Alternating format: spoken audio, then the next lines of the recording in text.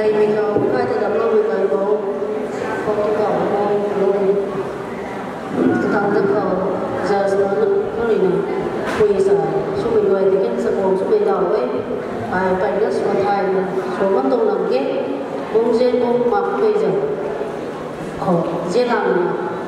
luôn không thành số đầu mê và số mất tôn ấy và số đầu mê được dẫn này làm riêng tốt cầu ấy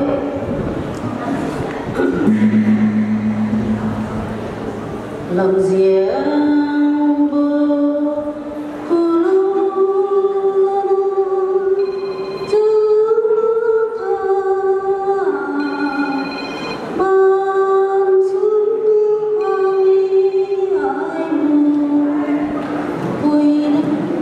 Hãy subscribe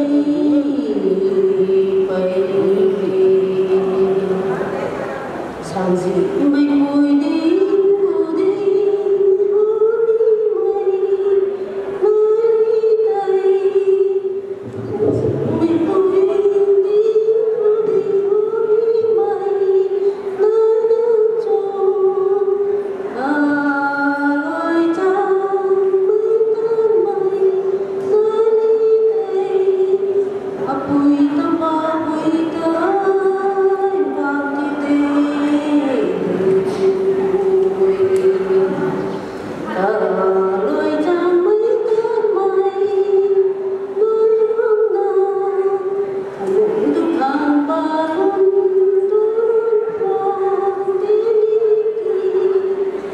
không bỏ lỡ những video